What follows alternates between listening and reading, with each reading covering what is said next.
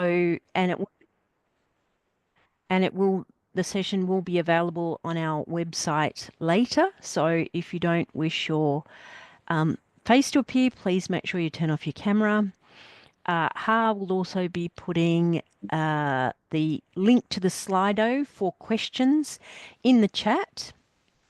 And the idea is that you can either enter a question or upvote a question that's already been entered.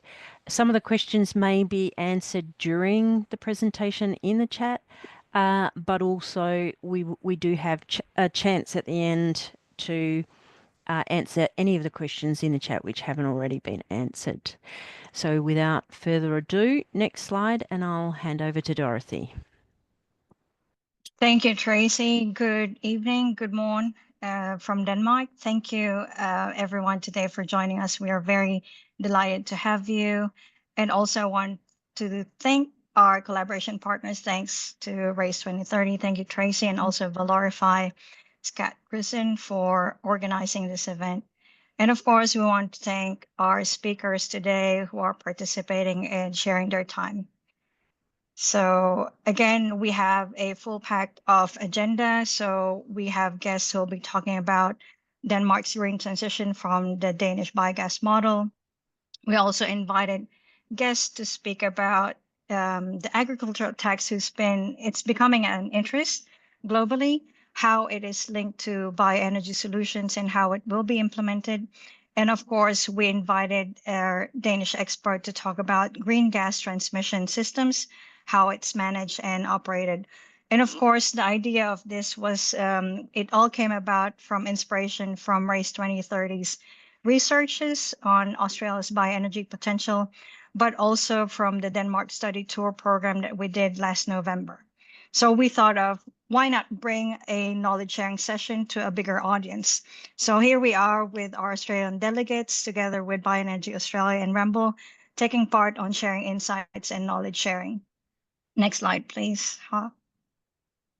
So I just wanted to give you a flavor of what we did last November. So we met with Denmark's biogas and waste to energy organizations. So we discussed about policy to solutions. We also visited famous sites on biogas and waste to energy, from Ørsted's Avedøre power station, from their coal to biomass technology, including developments on carbon capture storage, and also Alma Resource Center. We visited Nature Energy's biogas facility and also Gimmedane's waste facility, wherein you could do mixed waste into biopulp and also to energy. Then next slide, please. And the highlight of the tour is also a tour sponsored by Race 2030 and Valorify, where we visited Green Lab. It's a green and circular industrial park, wherein the main concept is integrating different energy systems. So it's really interesting development, wherein biogas, wind energy, battery storage, everything that you could think of is being tested and implemented. So it's like a community wherein all energy systems do share together. Then, of course, next slide, please. So this is the actual photo from the group and also our host. We wanted to share with you some inspiration on our visit and also developing innovation about carbon capture and utility storage.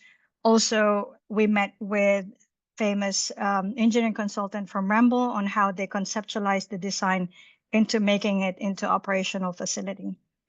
So for us, really, our aim here today, Tracy and Scotty and I, is really to bring more awareness and elevate the learning and engagements. So we hope that you'll take some inspiration from today's webinar. So I'm pleased to present our first guest speaker, who will talk about the Danish biogas model. He is the COO and director from Biogas Denmark. Please allow me to introduce Bruno Sander Nielsen to talk about the Danish biogas model and how it works and why it works. Thank you, Bruno. Yeah, thank you, Dorothy. Can you see my slides now? Yes, perfect. I'm very pleased to be able to talk about the Danish biogas model for this audience. And I can tell you this is a very beautiful morning. It's 8 o'clock in the morning here in Denmark. We are having minus degrees, and I have snow in the gardens and a blue sky. So I guess you are very hot in Australia right now. So perhaps we could also share a bit about the temperatures. I'm from the Danish Biogas Association. We are the organization for all the stakeholders in the biogas sector in Denmark, both the owners of the biogas plants.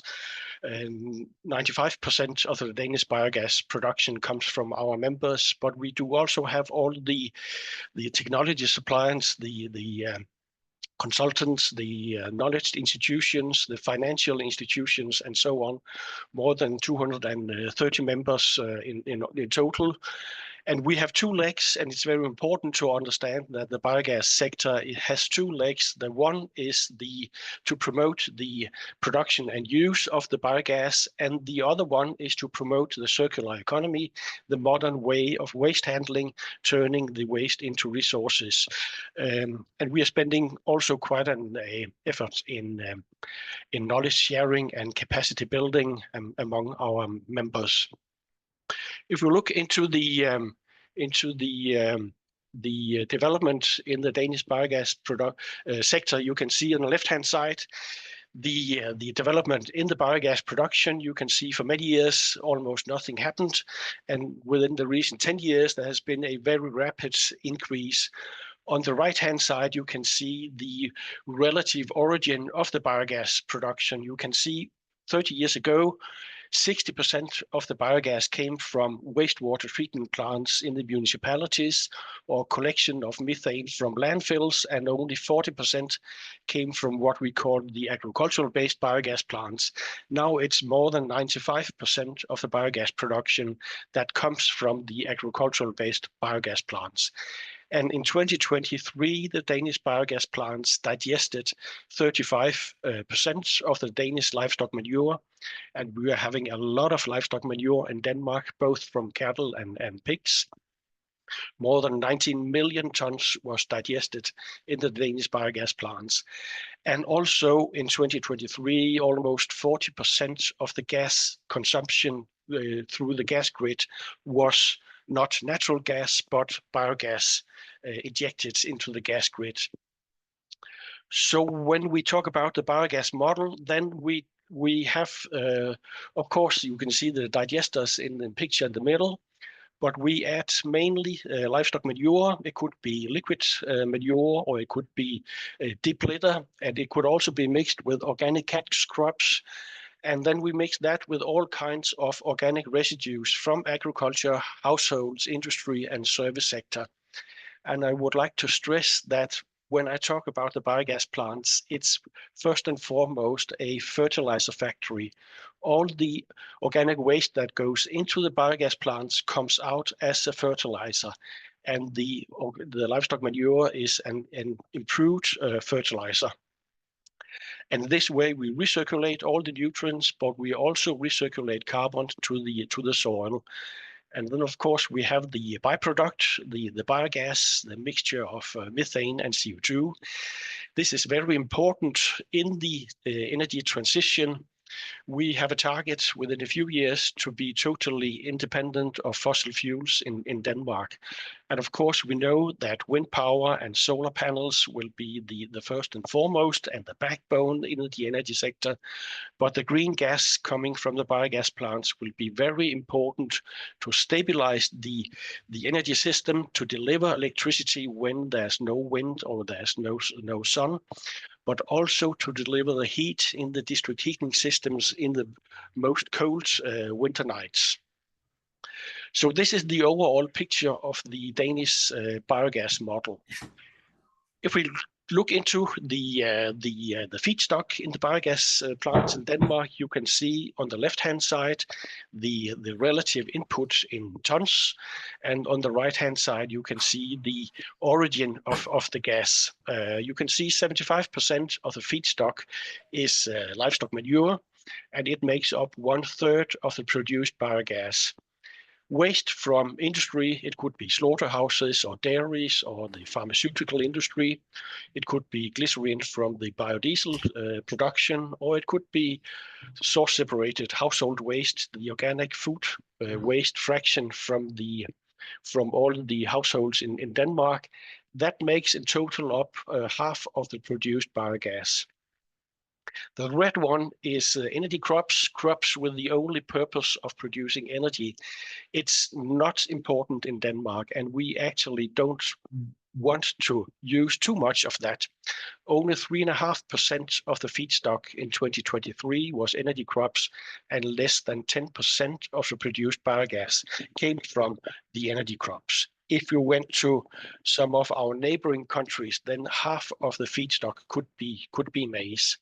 From August the 1st this year, the Danish biogas plants are not allowed to use maize at all. So we are mainly based on residues, and what we normally say is that we clean up behind the livestock, and we also clean up behind the industry and the households, turning that into nutrients and fertilizers and renewable energy.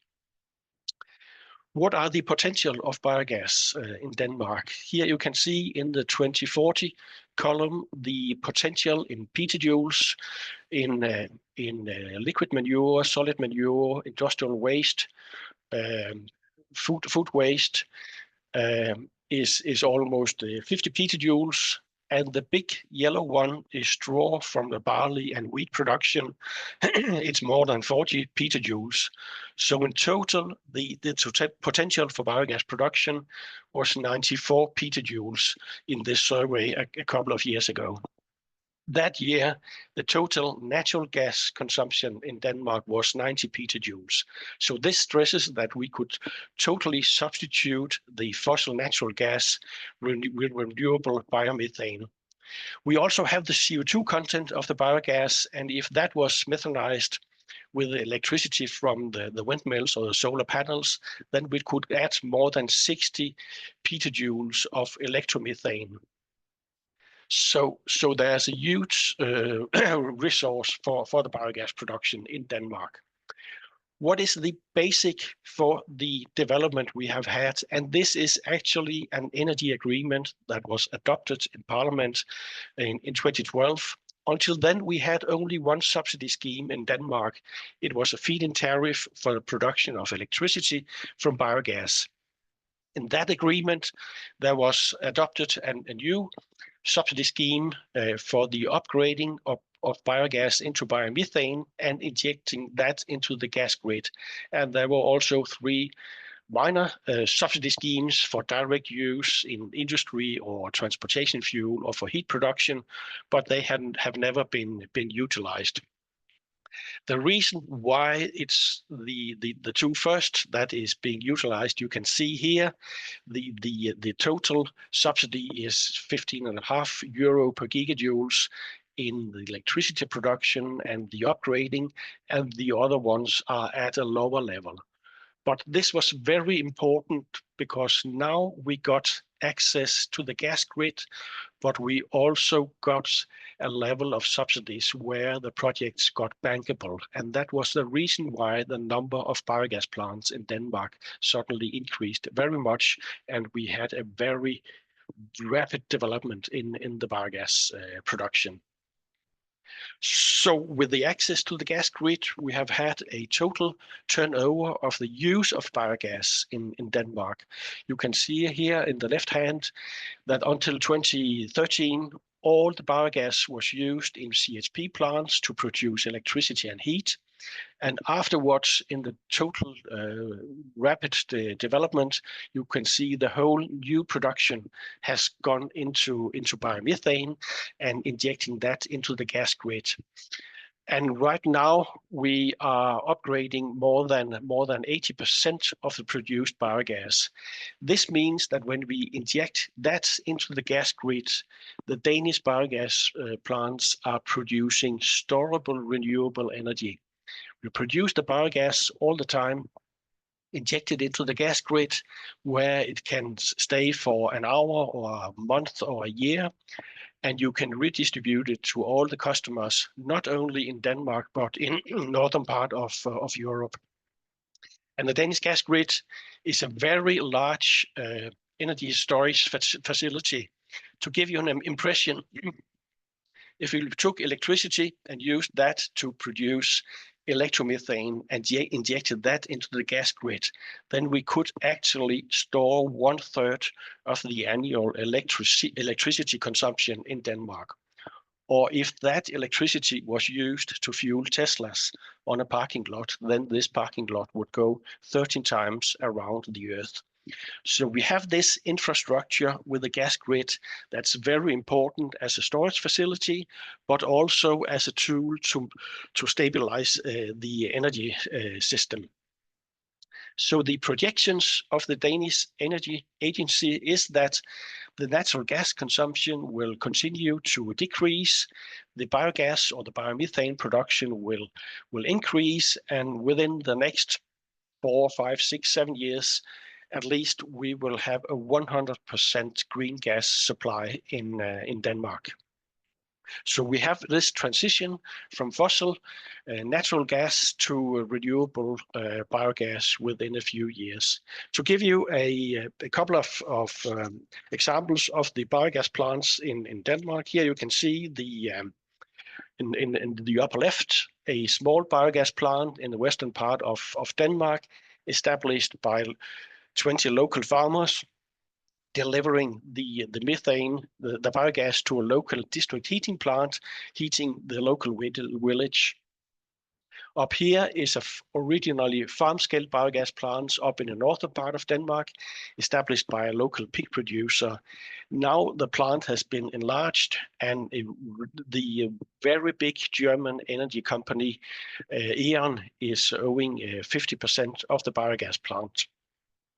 Bottom left is a bigger centralized biogas plant established by 70 local farmers in 1990. It's still owned by the farmers in a cooperative, and they have shifted from producing electricity, of course, into the upgrading of the biogas.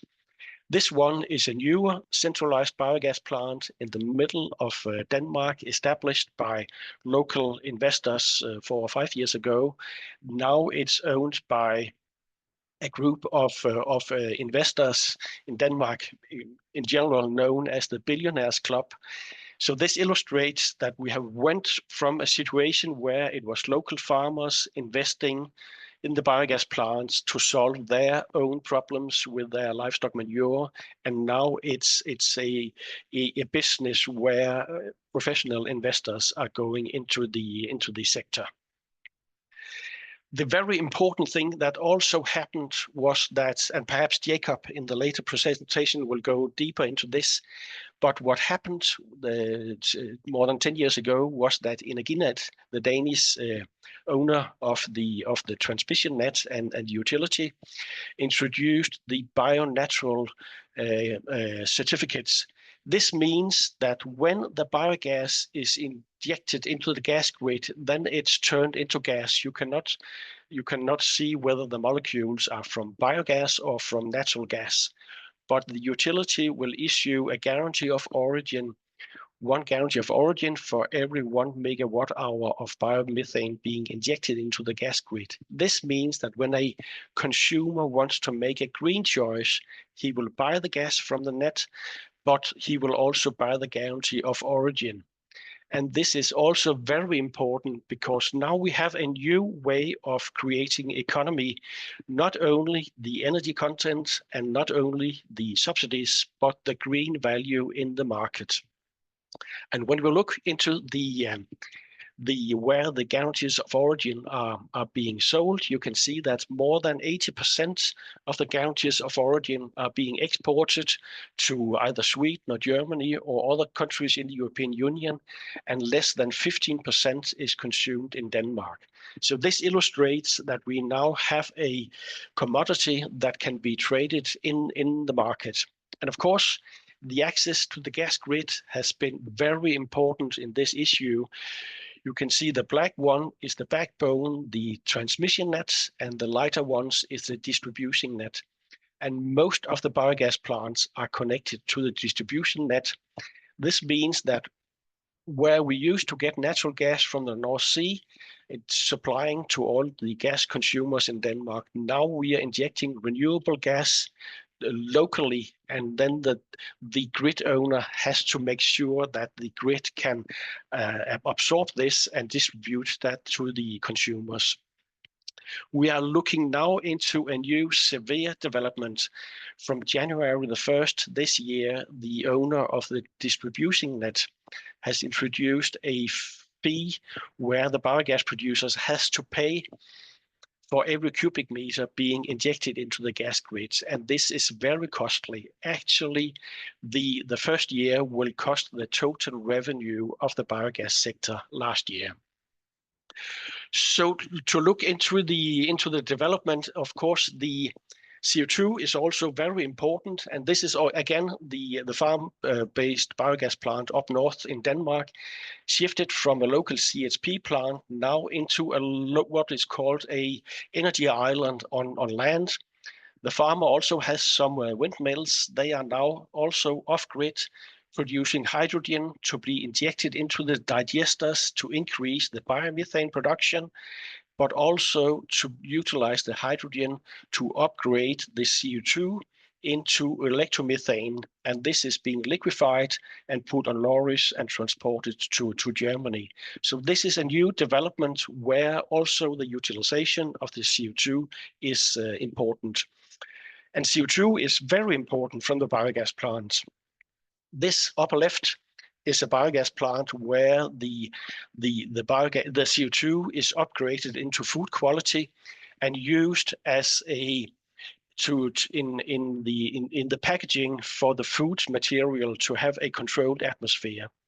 The bottom left is when the delegates came to Denmark last November, then they realized that if you have a soft drink in Denmark, then the bubbles will be coming from a biogas plant because, again, the CO2 is being upgraded into food grade quality. Bottom right is a huge solar panel factory where they are importing CO2 from a nearby biogas plant to produce electromethanol, which will be used in the shipping sector. So again, it's an add-on on the traditional biogas plants. Very briefly about the framework conditions, we had this very important energy agreement in 2012 that paved the way for the development. This was closed down a few years ago, not meaning that those that are within the subsidy scheme, they can have the subsidy for a 20 years period, but no new plants can enter into that.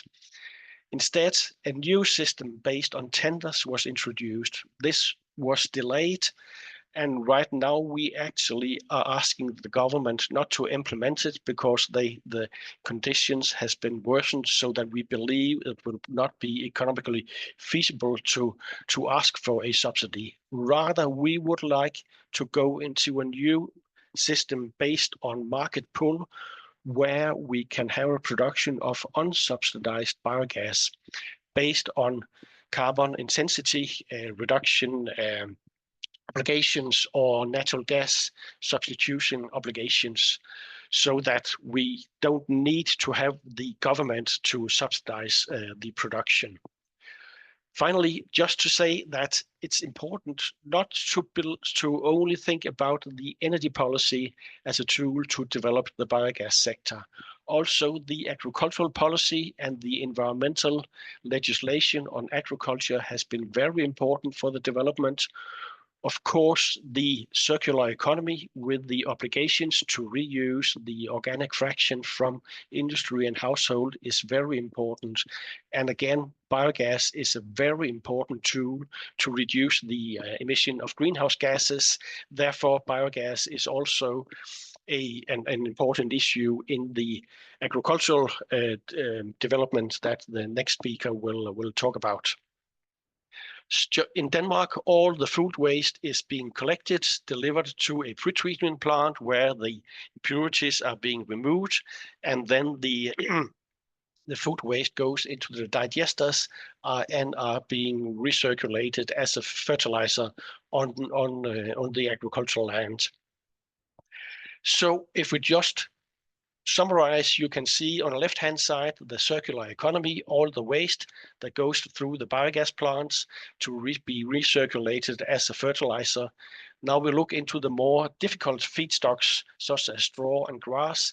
Therefore, we probably need to separate the digestate and before the liquid will be used as a fertilizer, and then this fiber fraction could go into a pyrolysis plant to produce biochar that could store carbon in the soil for a long term. We used to use the biogas in the CHP plants. Now we upgrade the biomethane and inject it into the gas grid, either directly to the customers or into the gas storage facilities. And the CO2 used to be emitted into the atmosphere, but now they're very much looking into the collection of the CO2 and utilize it for the production of electromethane or electromethanol, again, to store the electricity from the windmills and the solar panels, and making the green transition of the more difficult sectors, such as in the maritime sector. But also to take the next stepping stones where the biogas will deliver the feedstock for the production of plastics in a non-fossil future. So when you consider biogas, then think about the ways that the biogas can solve the challenges the rest of the society are facing, both in the sustainable agricultural production, but also in the modern way of waste handling, or as a very important tool to avoid the climate change. Thank you.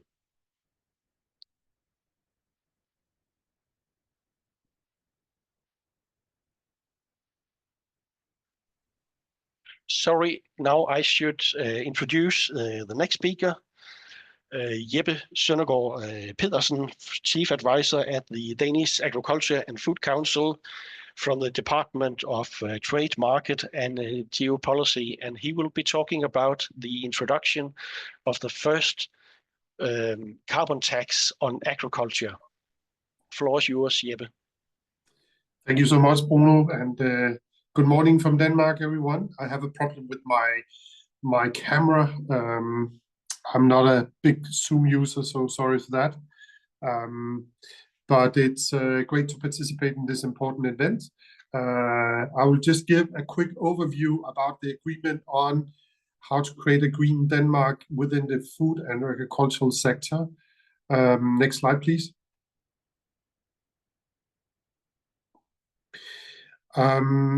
In Denmark, there has been an ongoing discussion about the agriculture and food sector, what impact it has on climate, and it's pretty much a global discussion going on at many stages. But in Denmark, it has been very intense, also because there was a majority of the Danish parliamentary members that were in favor of a climate tax on agriculture, because we agreed to the Paris Agreement, and by that meaning that we also had to look into the agriculture and food sector. Much has been done in other sectors, and then last year, sort of the negotiations started to look into what can we do about the political negotiations, and started to look into what we could do about the agriculture and food sector. And there has been a massive media pressure on agriculture and criticism of the climate impact of the food production in Denmark. I don't know if everybody is aware, but Denmark produces 3 times as much food as we can consume. Compared to Australia, it's a very intense production. As you can see, 60% of all the land mass in Denmark is cultivated. There has been a lot of media cases about oxygen depletion in the fjords and the sea around Denmark, and it stirred up the general population that we simply had to do something about both water quality, CO2 emissions, and so on. And that's the onset of introducing sort of a climate tax on agriculture in Denmark. Next slide, please.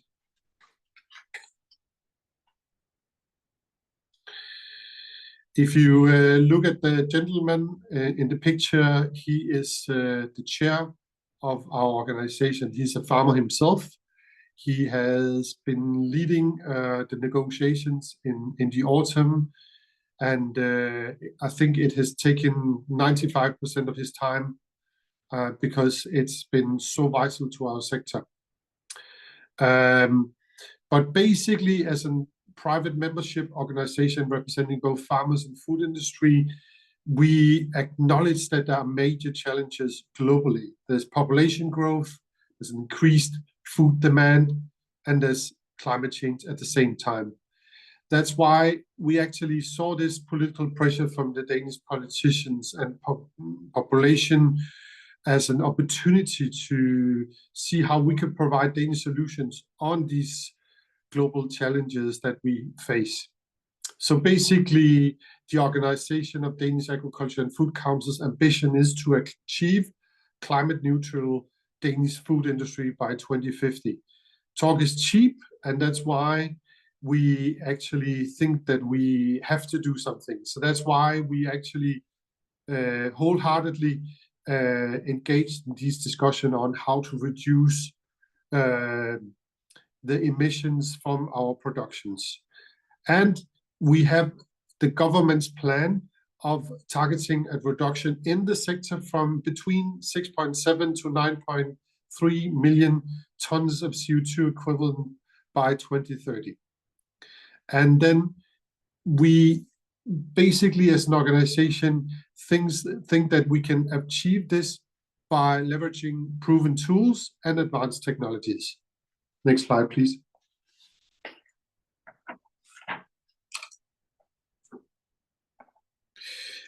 The picture is from the political negotiations that went on in the spring of 24. Here you see a lot of politicians in the picture that are not familiar to Australian audience, but it's actually quite high-level politicians. There are 5 ministers, a lot of stakeholders from different parts of the society. I'll just show a slide after this slide where you can see the logos of the organizations. But why did we engage in the negotiations? Our best option was we wanted to have a unified political vision for the Danish agriculture and food industry.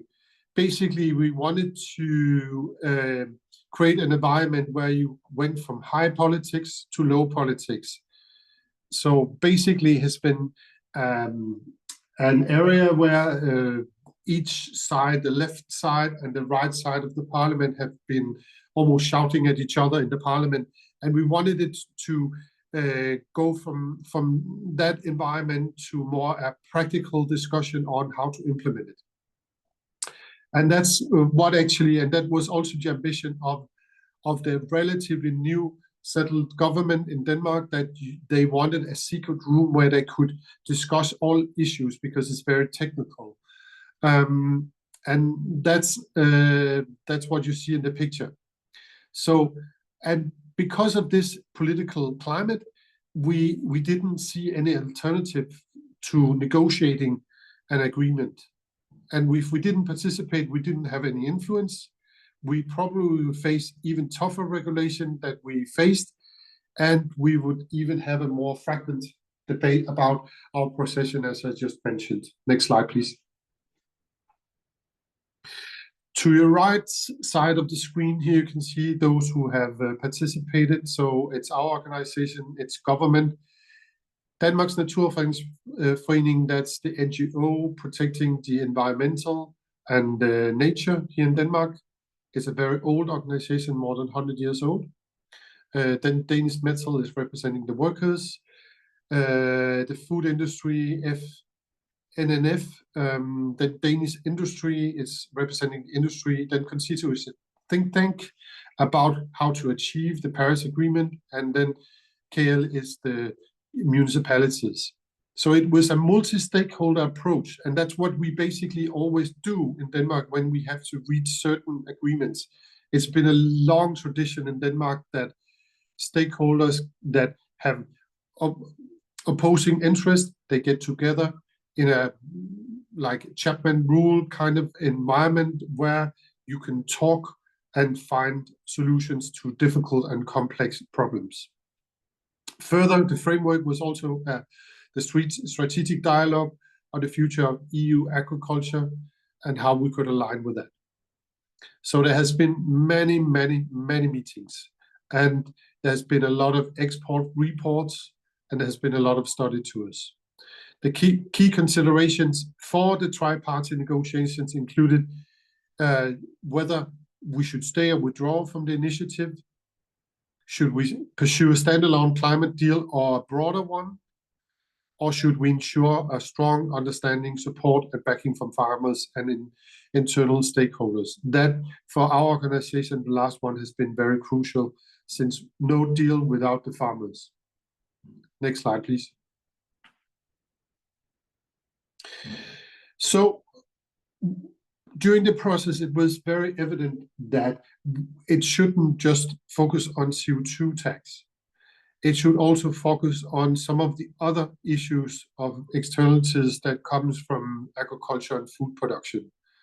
So actually the tri-party includes not only CO2 tax, but also to settle more forest in Denmark, to look at the drinking water, how we can sustain it, how we can secure drinking water so we still in Denmark can drink directly from the tap, and also to address the problems of nature and biodiversity problems. It's actually a global problem. It's at least a problem in Europe that the biodiversity is suffering these years, and we simply faced that we had to do something about it. And then we also had to address the river basin management plans. So all these things, we wanted them to be integrated in one big solution. Otherwise, we have faced that if we just agreed upon the CO2 tax, then there would have been ongoing discussion forever and ever and ever about forestry, drinking water, biodiversity, and so on. Next slide, please. So the result of the tri-party, next slide, is that we have created a foundation for a green landscape. It's 40 billion Danish kroner. You basically divide it by, I think Australian dollar is 4.5 to 1 Danish. So it's a little bit less than 10 billion Australian dollars. The agreement looked into how we could secure afforestation, extensification, how we could make an internal scope, how we could secure drinking water, and the climate tax, of course, climate initiatives, technologies, how we can look into that. We also looked upon the water framework from EU, the directive there, the nature and biodiversity, and then also restoration of peatlands. So basically, that's the agreement. It's very complex, and it constitutes of all these parameters. Next slide, please. Some farmers have been very reluctant, and our European colleagues on the continent have looked with, I don't know, envious or scared towards what we have been doing in Denmark. But in Denmark, the industry feels it's a good deal for the food cluster because we have managed to secure investments from the Danish state and also from the Novo Nordic Foundation of additional 10 billion Danish kroner. Thereby, we are not sort of closing down farms, we are innovating. We're innovating out of the problem. And that's essential for achieving this 60% base deduction. And that's another thing that actually we need to deduct, and that's possible with for the most climate effective farmers to avoid carbon tax if we introduce those instruments agreed upon in the agreement.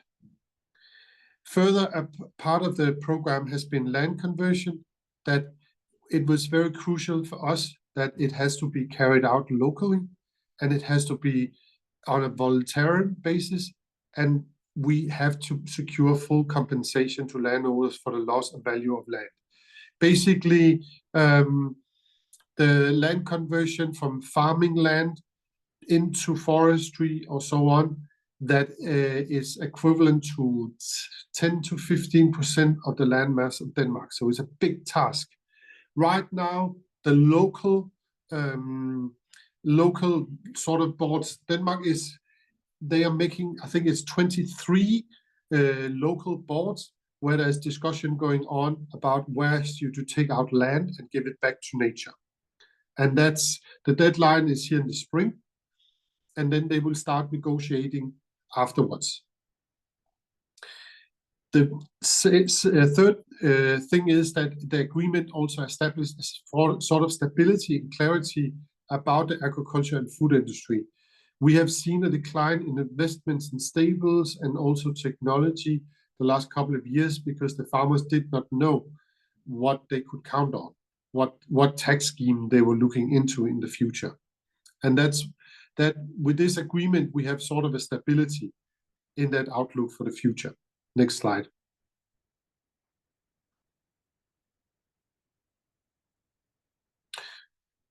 So here you can see some numbers about what areas that are supposed to be given back to nature. So it's 140,000 hectares of peatland that is taken out, and also 250,000 hectares that is made into forest. And that, if you look into, that is the total arable land is 1.5 million hectares in Denmark. So it's a big task. And it's actually a good thing for the organization and the farmers, because before the agreement, there was all these plans popping up all the time. We wanted windmills, we wanted solar panels, we wanted to use it for this and that. So basically, all the plans that has been initiated summed up for 140% of Denmark's landmass, and that's not doable. So we also wanted to stop that fighting over what the land should be used for. So basically, you can see the agreement has a multi-purpose approach. And besides the targets of the agreement, better area plannings can also develop on strictly protected nature, protecting on the drinking water, areas for green energy, more organic production, and more diversity. So basically, we sort of created a solution to all these issues, as I mentioned also before. Next slide, please. Then perhaps the most international well-known about the agreement is that there's a CO2 tax implemented on the production in Denmark. But there's a 60% base deduction, and that's possible for most climate-effective farmers to avoid this, because if they take in new technology and invest, then they will not pay. And the revenue also from the tax, it goes back to the agricultural sector for green investments. That was also very important to us. And you can see the tax rates here. By 2030, it's 300 kroner per tons equivalent, and that's $66 per ton. And in 35, it's 750, and then it's 165 Australian dollars. It's quite high number, but if we get this base deduction, then most farmers, they can avoid it. And we believe that by 2035, new technology has been introduced, so we probably will avoid the tax altogether. It is also part of the agreement that there should be a revision of the tax in 2032, and that should be, the focus should be on the impact of competitiveness, EU regulation, and climate technologies. It's very important for the business that we should still be able to compete on a global scale, and also in the internal market in the EU. Next slide, please. This is the new minister for the Green Three Party. They made a new ministry solely to implement this political agreement. It's going to be difficult. There's potential conflicts between landowners, authorities, and green interests. And this minister has been a minister for a very long time, so the government takes it very seriously. So and he's well known for dealing with very difficult issues. So we have a good stomach feeling about him behind the wheel. And the agreement was settled on the 18th of November, and 7 political parties agreed to it out of 11. Next slide, please. The next steps, that's already old news. The farmers in the food industry can now make investments plans, as I mentioned. There's these locally boards settled, and they will get together and talk about how to implement the agreements. And then there will be a continuous focus on research and development and financing for a viable food production in the future. So actually, we feel confident that we are on a very innovative and future outlook path in Denmark, and hopefully it will make the industry even stronger and not weaker. Next slide, please. And then I say thank you. And then I will pass on the floor. I think I took too much time, so I'll pass on the floor to the next speaker. And the next speaker is Jakob Byskov Spangsberg. He is from Energinet. The floor is yours, Jakob.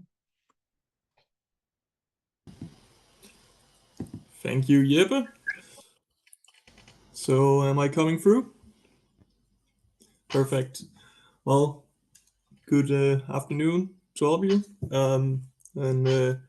Yeah, my name is Jacob, and I'm a senior product manager here in Energinet. So Dorf, if you jump to the next slide. And I'll give you a quick overview about who Energinet, who we are, and introduce a bit more about the Danish gas system. Bruno has already explained quite a bit of it, but I think I will be able to add a little more detail and maybe some elements that gives us a little more to talk on later. Also considering the time, I'll try to skim through it. Some of it we already heard before, so we can have a bit of time for questions. And of course, a bit more about our biomethane situation in the gas grid and how we expect to get, or how we expect to approach it in the future. Next slide, please. Yes, so first, Energinet is the TSO, the transmission system operator for gas and electricity in Denmark. We own, operate, and develop the transmission system for gas and electricity. So on the right-hand side, you have a little map where you have the yellow lines showing the gas grid, the transmission system. Get into a little more detail on that in a second. And then we have the dotted lines, which are supposed to show the electricity system. As you also see, there is quite a few lines running through the ocean to our neighbors, which is a central part of our energy system, the fact that we are interconnected in basically all directions, but won't be the focus of today. Yeah, and in Energinet, we are a independent public company, so we are owned by the state, and we are in place to safeguard the interest of society and ensure this green transition to 100% renewable energy. And then we are regulated by a so-called revenue cap regulation, meaning that the utility regulator keeps check on how we spend our money and to what extent we can do so. Next slide, please. Oh yeah, and then I added in just quickly to say that there's also just recently the government approved the we say the regulation or the setup for a hydrogen backbone system that's going to be implemented, at least the first stage of that, which we will also be part of implementing. Yes. Next slide, please. Yes, so the Danish gas system, as I said, Energinet is the transmission system operator. There's basically only one other party to the gas grid. That's Evida, who is the DSO, so the distribution system operator. And on this map on the right-hand side, you see the black lines. That's the lines that run and operate the transmission system by Energinet, and all the green lines are the distribution systems. So that's several different distributions, independent gas systems spread out across the country, basically all parts of the country by now, but all run and operate by one company, which is also now, as of a few years ago, a government, owned company. Yes, and next slide, or next point, yes, there. So important also to understand with the Danish gas system is that, like the electricity system, we are interconnected to many of our neighbors, and this little graph on the bottom hand side shows how 2 years ago now, or something like that, we opened up a new line from Norway to Poland, so running from the west side of the west coast of Denmark all the way through the country to the east side, called the Baltic Pipe. And that's the green, the light green color you see on the graph, showing how when we opened up that line, we had suddenly a massive transmission of gas from through Denmark, which has been a key part of some of the things we're also working on now with biomethane, and how to mix that in with this flow of natural gas through Denmark. Yes. Yes, next slide, please. On this slide, we see all the production facilities for biomethane, which Bruno also went through earlier. So by now, 7 different biomethane plants are connected to the distribution grids, and we have one biomethane plant that's directly connected to the transmission system. By now, I think we have 6 or 7 new facilities underway, and up to, I think I've heard rumors of like 50 potential new facilities that could come online. But as Bruno says, right now the framework conditions are a little uncertain, so it's going to be interesting to see how and when these projects might come online. To answer a question that I've seen in the chat already from Ben, there was this question how we've ensured that the biomethane is actually being put online, or isn't, I think you called it greenwashing, but I'm not sure what you mean there. But the important point here is that with both the distribution transmission companies being public owned, we have been obligated to take on all the biomethane that is being put available by the Danish companies. So if a company wants to produce biomethane, they have to put up the cost for the direct connection, meaning the pipe up to the grid, and then the DSO is responsible for handling the cost together with the TSO for compression of the gas, but also for possible reverse flow if it has to go backwards through the transmission system to the transmission system. But I'll get into that in a second here. So next slide. This is another way of saying what Bruno also said before, that a really big part, or maybe the most important part of why we've been able to go as far as we've come now with biomethane is that we've seen this development from the small scale individual farm facilities to these big professional setups.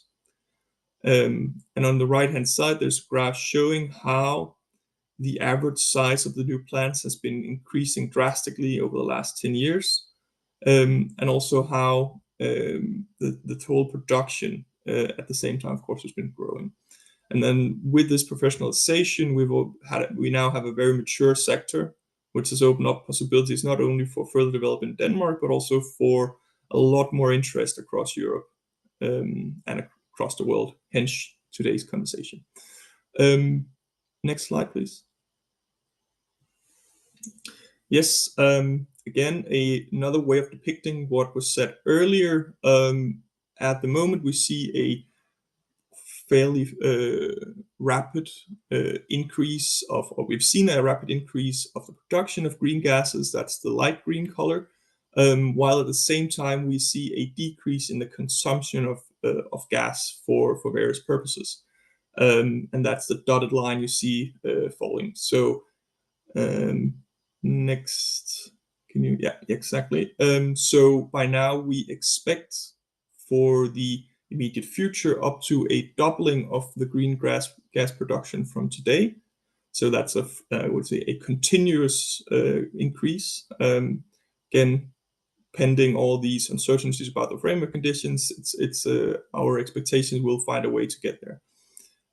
But at the same time, there's also an ambition to move away from gas consumption in various parts of society, which means we could see a halving of the current consumption. And if these two things come together, we could have possibly 100% of our gas consumption covered by green gases, biomethane in this case. Yes, next. Yes, and this was just to show how the consumption changes. I'll leave that. Next slide, please. Yes, so this was a maybe not called a simple schematic, but a schematic to show how the biomethane connects to the grid. So at the DSO level, the cost of connecting, as I said, is we say split between the producers and the grid. So the grid handles all the costs from the connection point, basically, and then if we have, I think we'll see that on the next. No, well, yeah, jump to the next slide, please. Yeah, so when connecting more and more facilities to these distribution grids, by some point, we are in few cases now, we are seeing that the production at the DSO level is being so, I would say, is becoming so big that we can't consume it on each network. Especially in the summertime when consumption is lower, but production keeps pretty much stable. That's what you see on the left-hand side. We are looking into, okay, how can we introduce reverse flow, meaning how can we move the gas from distribution to the transmission system? And I think if you press yes, then we see here with yellow, that's the reverse flow facilities. No, with blue, it's the reverse facilities that are already in place today, and the yellow ones are the ones we're working on.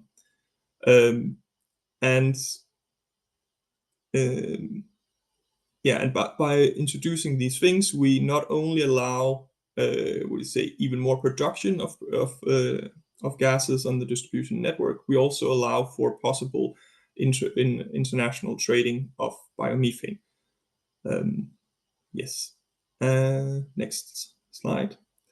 Yes. I think actually I will jump through that one because it's already been said somewhat from Bruno, so you can ask questions if there is more on that.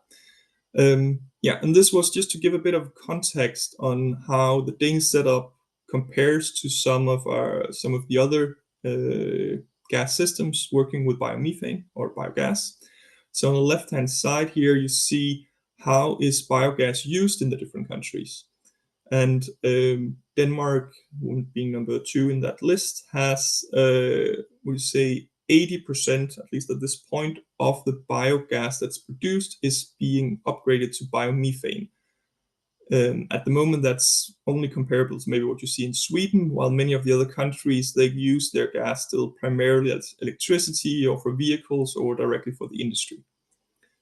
And on the right-hand side, we have a schematic showing how, by 2024 at least, the European Biogas Association, based on, we'll say, their own members, could see that even though Denmark is a very, very small country, developments are still very much taking place here. And Denmark is And you see that by Denmark being the place with the highest investment volumes at the moment in biogas, or biomethane, sorry. Next slide. Yeah. And then a long list, I would say, of various non-prioritized arguments for why biomethane has developed so well in Denmark. Quite a few of them has been mentioned, but I'll just try and run through them very quickly. So we have had a very strong and clear government mandate, exemplified very well by Bruno, for some of the different schemes that's been put in place over the years, which, well, yeah, probably from my perspective, the most important part, that there's never for 10 years now been any doubt that this is something that we are ready to invest in, something that creates value for various parts of society. And that has especially been clear by this fairly favorable subsidy scheme that was in place up until 2018, which many of the current facilities are part of. But also with the green certificate scheme that allows for international trading and creates a lot of value and more value by now, actually, because there's so many places in Europe that are very interested to show that they care about the green transition and ready to therefore buy these certificates. Also, and this becomes maybe a little detail, but there's various elements where we have given favorable gas quality requirements to the biomethanes so that it's easier to get it into the gas grid. And now that we are seeing so high volumes, this is one of the areas where we are working to ensure that we can continue to have and especially export our biomethane to our neighboring countries, where some of these requirements are a little more strict. Nothing critical, it can be fixed, but it's been part of how we've pushed this development. Also, as I said before, there's this right to connect, meaning that TSO and DSOs are responsible for the enforcements needed so that whatever biomethane basically is available can be put on the grid. Also, I would point to the close cooperation that exists between the DSO and the TSO level. Of course, I'm guessing made slightly easier by the fact that it's by now only 2 different companies, both state-owned, in 2 different setups, but still state-owned. So mandates has been fairly well aligned. Not that there hasn't been challenges and so on, but it's been a big part of, or is a big part of, why we are still managing to push ahead, I would say. And as Jeppe has been through this, but we have decided to call like strong agricultural sector. So that means both a very big agricultural sector with some interest at play, but also with a big impact in nature, which has been a big and a strong driver in we say why we have pushed so far ahead on this agenda. And last but not least, the industrialization of our business, which I showed before, the fact that it's now a mature and very professional sector. So yes, I will leave it with that, I think. And then over to, the panel discussion. Great. Thank you very much, Jakob. And I'd now like to introduce our 3 panelists. Scott Grierson, who is the CEO of Valorify, Dr. Reza Yosri, who's the senior consultant with Ramboll, who's actively involved in biogas projects in Australia, and Georgie York, the National Policy Officer for Bioenergy Australia, all of whom attended the visit to Denmark at the end of last year that was organised by the Trade Council of Denmark. Yes, thank you, Tracy. And again, thank you for our Danish speakers for a very informative session. Even though we have heard it last November, it's still good to listen and learn from you guys. So first question, of course, again, before we do that, we also wanted to encourage the guests to send your questions and also vote on the polls for Slido, so at least we could elevate the questions and the answers and make it more lively. So please do send your questions on the Slido chat. So first question for our Australian delegates, Scotty, Reza, and Georgie. Again, we were so delighted to have you on the tour. What were your thoughts or the key learnings that you got from the trip that you would think or hope that we can implement here in Australia. I think ladies first, Georgie, if you want to share some of your insights. Thanks, Dorothy, and thanks so much for inviting me to participate today and for the tour. It was a great experience, and yeah, it was great to actually see it all in action. In terms of key learnings and experience from the tour, I think, and this is something I think that was quite evident in the three presentations, is the cross-sectoral understanding and the collaboration with industry as well as with government. I think this, through that understanding, the engagement from across the sectors with agriculture, waste, resources, all across, being able to then develop policy that reflects and kind of caters and supports the different areas, I think is really important, and I think something that Australia could definitely learn from. Yes, Scotty, Reza, please feel free to share a few of your thoughts. Scotty, you go first.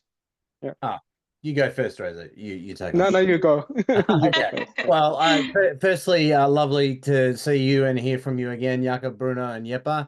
Wonderful and inspiring as ever, and appreciate your contribution today, as we appreciated it last year as well. But nothing to add really significant to. Well, would certainly back up what Georgie said. I think that multidisciplinary sort of cross-ministerial approach across all portfolios is really, really important. If I can add some additional observations, I think fundamentally it's that in Denmark, renewable gas is seen as part of the energy solution, right? It's important to energy security, and there's of course this emerging opportunity associated with P2X that is well recognised as well. I think the great emphasis now on increasing economies of scale of production and a move away from first generation sort of energy crops on arable land to kind of really looking at waste is important. Of course, straw as a highlight. Bruno, thank you very much for that, because that's very well aligned to our future vision as a business as well. And I think finally, the fact that farmers are actually placed at the heart of a lot of the engagement here as well, right? That the health of the land and nutrient recycling, that circular economy story really comes forward as well. And I think that's really exciting. And if I can throw in one last thing, I've got a few ideas. There's so many things to cover here, but not to hog all of the space. But one last thing that I thought was very interesting was Novonesis and their inspirational approach. We haven't had them on this call, but they talk about the pillars of strong policy, technology, leveraging existing infrastructure and intermediate solutions to really get to where you want to go is important. And that's, they're really important foundations, I think, for us to take forward. Over to you, Reza. Yeah, pleasure to be here as well. Thank you, Dorothy, and others, and Race to 2030 for inviting us. Again, Ramboll, as a Danish consultancy, we were in the heart of this development in Denmark for plus 30 years in this business. And one of the things that actually, on top of what Scotty and Georgie mentioned, again, the policy support and everything, was really important to, from 2012 to now, which is around 40% of the natural gas grid is coming from the biomethane, is the key thing to consider as well for Australian context. Arecan developed in 3 different aspects. Arecan, the first one is the feedstock, and the second one is the technology, and the last one is going to be the offtake. So, and each of these elements plus the policy support is going to help for Australian actually audience for any projects to become it viable in a sense. And definitely in the feedstock side, to add as well, co-digestion was an impactful scenario, and Arecan for Australian context as well is going to be a key thing as well, because Denmark is a small country compared to Australia, and the aggregation of the waste is going to be very important for any projects in Australia. So, and in considering that Australia is vast, so what we can offer as a solution could be a co-digestion and using some cellulosic material like straw. That could be something to consider to reach to the point that you have economy of scale, because we don't have subsidies in place in Australia. So what's going to happen? The economy of the scale is going to be the key thing to consider as well. Yeah. Great. Thank you. And this is probably a question for Team Denmark. Given that there's been over a decade of development of the biogas industry in Denmark, if you were looking at what potentially could happen in Australia, from the Danish experience, what worked well, what didn't work well, and if you were to do it all again, what would you do differently? What would you do first in particular? Yeah, if I should start on that, I would say that we remember that we have been on this journey for more than 30 years, closer to 40 years, and it actually started up with the challenge agriculture had to cope with the sustainability, the reduction of leaching of nitrates. It was in the 80s, and as early as in the 70s, it was to make us independent. In Denmark, we were totally dependent on oil from the Middle East when the oil crisis came in the 70s, both for transportation and for heat production and for electricity production. Therefore, we started with this diversification that now has ended up with a strong wind power industry, but also in the biogas sector. So remember that this issue that we are not an energy solution, but a combined solution for sustainable agriculture and food production. It's the modern way of waste handling, making sure that we can recirculate all the nutrients as fertilizers in agriculture. Making with this approach, there's a lot of things that probably could be possible, but the other thing I would say that we did right is that we, as even from the beginning, started to utilize the residues. The livestock manure was very important. We couldn't get any feasible economy on livestock manure alone because there's too much water in it, and we cannot make gas out of water yet. So of course the trick was to add industrial waste, and there was a lot of industrial waste where it was feasible for the industry to deliver their waste to the biogas plants rather than the traditional way of disposing the waste. So they could save money, or they could have gate fees to finance the biogas production. But starting with the residues, we are on a track that still is backed by the political society, whereas what we can see is that those countries where they are using a lot of energy crops and first generation crops, they are somehow on their way out of business. So again, this looking into how can we deliver solutions to the rest of the society, and right now what we are looking into with the carbon tax Jeppe was talking about is that with a 60% basic deduction, and if a farmer delivers his pig manure or cattle manure to a biogas plant, then we can actually make sure that he will not have to pay this tax. And it's important to stress that the government did not implement the carbon tax to earn money to finance the state, but it's simply to give the farmers incentives to reduce their emissions of greenhouse gases. If I should jump in right there, I think also, at least looking at the grid side, one of the key learnings and the things that we probably would do over again is to help ensure that these interests are aligned. And things have changed over 10 years, and there's probably also been a lot of missteps that goes before my time.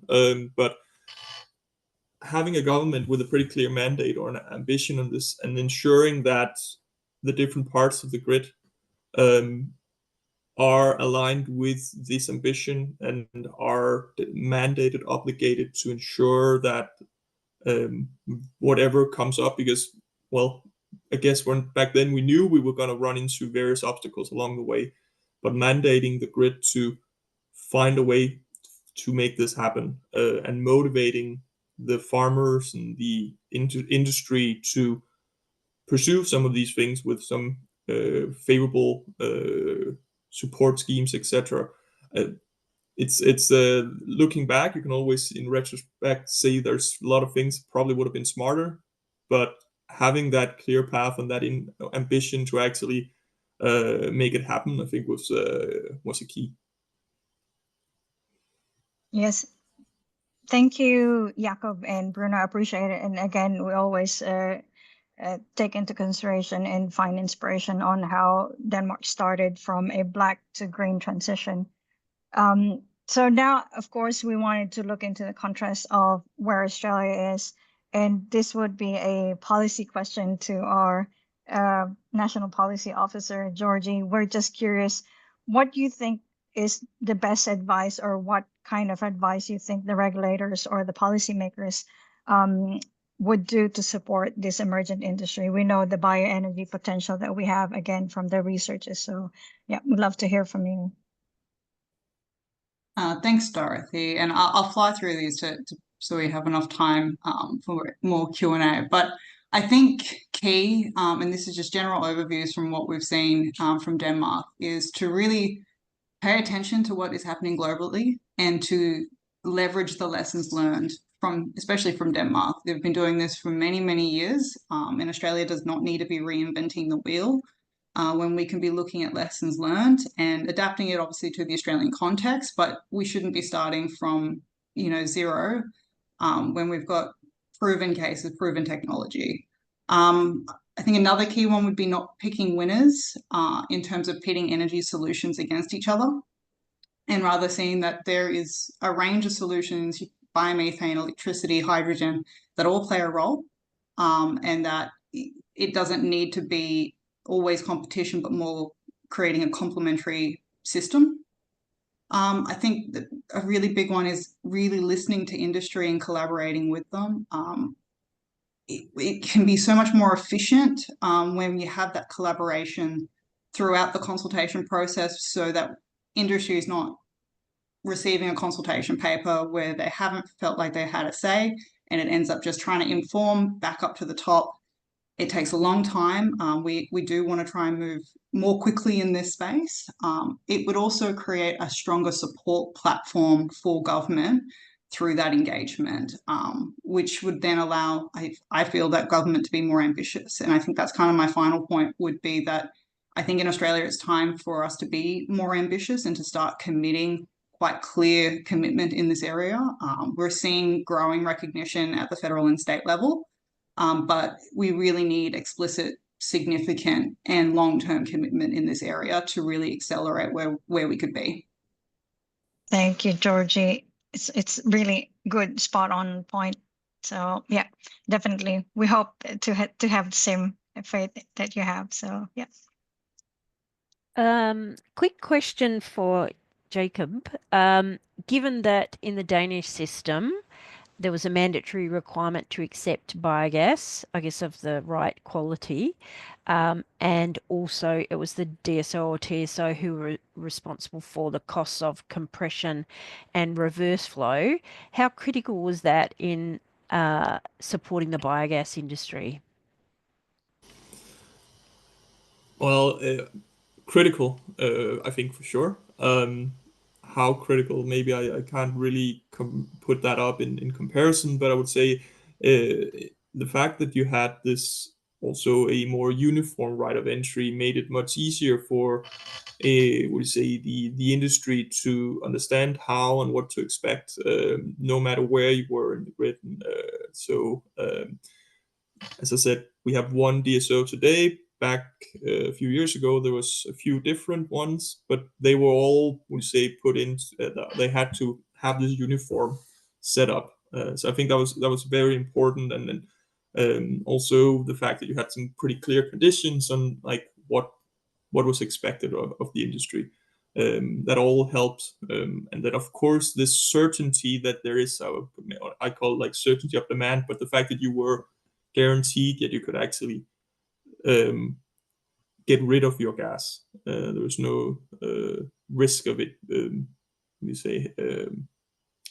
having to be flared or something like that. That's also, really good for a business case. But maybe I'll also invite Bruno to give perspectives on that if interested. Yes, if I may add, I totally agree that the access to the gas grids is very important because what actually happened was that the biogas plants were restricted on the access to the local district heating systems that defined the size of the biogas plants, because if they couldn't sell the heat, then there was no economy in the biogas production. But getting access to the gas grid meant that we actually got access to an unbelievable market. And this with the definition and what lessons learned that when we started up with this these splits of the costs, where the biogas producers pays all the costs up to the connection and the connection to the gas grid, and the gas grid pays the rest. We actually had a point in the first years. It was also included in the direct costs for the biogas producers to pay for the compression. And this had this very awkward implication that if there was enough demand to take all the biomethane from the first biogas plant being connected to a part of the gas grid, then he didn't have to pay for any compression. And then when biogas plant number 2 was connected, he had to pay for the compression that actually helped both himself and the first one. And finally, if the excess of biomethane in the grid was caused by a big gas consumer, a big factory was closing down, then it was up to the gas grid owner to pay for the compression. Therefore, it was agreed after a couple of years to make this split, that the compression cost and the establishment of local connections across the local grids was a cost for the system. But actually, at the same time, the subsidy for every cubic meter of biomethane being injected into the gas grid was reduced with 5 Danish crowns per gigajoule. So you can say the biogas producers has actually been paying for this for many years, because it is of very important for the producers to know that they have access to the market. Thank you, Bruno. Thank you, Jakob. I think we are running out of time. I know the green tripartite agreement is very important. If you have any other questions, again, please feel free to send us your questions. So I think we'll pass it on now to Scotty to open the Q&A. We'll definitely share our contacts. So if there are any questions later on, we would be definitely respond to any questions we missed. Pass on to you, Scotty. Thanks, Dorothy. And I'll go really purely on the hierarchy of prioritization that I'm seeing in Slido, based on what people questions we want to ask. But the first question there, I guess, to our Danish colleagues is, how are you managing those emerging risks around PFAS and microplastics with fertilizer production and biosolids reuse? How would you respond to that? Yeah, the main thing is that there are quality requirements for the waste going into the biogas plants. So the biogas plants has to be below the threshold values for the content of plastic. And then, of course, the principle is that plastic should be removed as long as it's macroplastic, so that you can remove it, so that there will be very small parts left. But the quality requirements are for the waste before going into the digesters.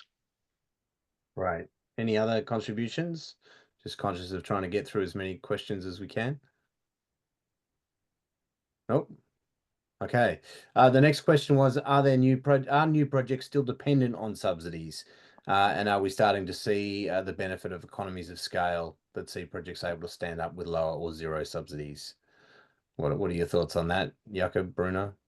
Yeah, again, we don't have a subsidy scheme right now to enter, because the tenders are not being implemented. and that the projects are still being developed. This means that the project developers believe that there will be a new system. And what we remember, we are lobbyist organizations, so we are trying to influence the government to have feasible framework conditions. And what we hope is that within a few months, the government will introduce a system where the suppliers of gas to the market will have an obligation to reduce their carbon intensity or to substitute an increasing share of the natural gas. So in this way, we'll, instead of having the subsidies financing the biogas plants, then the market will ask for biogas. This is actually what has driven the market in Europe for several years, because in the German transportation sector, they are having very strict carbon intensity obligations, and that's one of the reasons why a lot of Danish biogas goes to Germany. If I should I add but just a little bit to that? I would say we've definitely seen the effects of, like, if the question is have we seen the effect of scale, we've definitely seen that. And whether then you still require or should expect to require some sort of subsidies, well, it depends on several factors, including and especially when it comes to what's the gas price, and what can you expect to get from the green certificates, etc. And for a few years ago, those things stacked up nicely, probably, so you could go without subsidies. But now we have a low gas price, so subsidies might be necessary, and especially for long-term certainty. So I would say we're probably not there yet. I'm not sure if we ever get there, also because it's not an effective way of producing energy alone, but it has several other aspects to it, including the environmental aspects. So maybe it's okay to actually keep subsidizing it. No problem. Well, thank you both for that response. And just to squeeze in one last cheeky little question, if I may, are the wastewater biogas plants, so wastewater treatment plants in Denmark, primarily using biogas on site rather than separating and injecting it into the grid? Yes, there's a couple of the larger wastewater treatment plants where they are operating, and actually one of those even have a power to X facility. But most of the wastewater treatment plants their aim is to be self-sufficient in energy supply, and therefore there's a reason why they use the biogas in a local engine. Thank you all. Dorothy.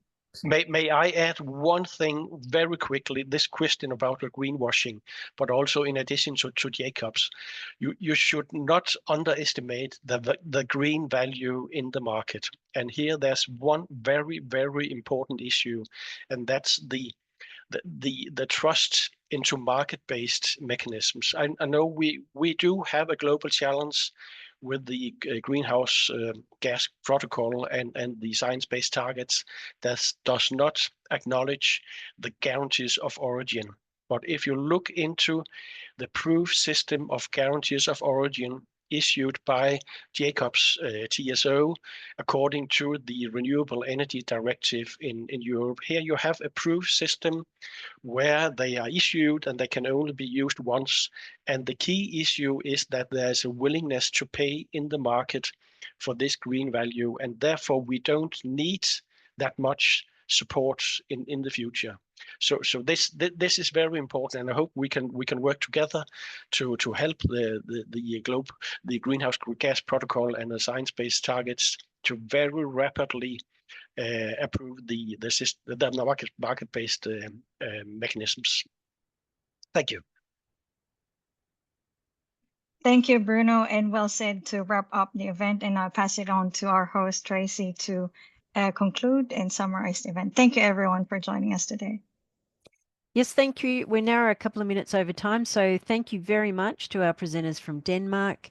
Really interesting to hear about different development trajectories that Australia could take moving forward. And thank you to our Australian reps who went on the tour, and we're definitely looking forward at how we can support the development of the biogas industry in Australia. The recording will be made available, and people who signed up for the webinar will receive a notification when that's available on our website. And in the interim, always keen to talk to people about how Race for 2030 CRC can support ongoing support and research in biogas in Australia. Thank you very much. Thank you all. Thank you. Bye-bye. Thank you.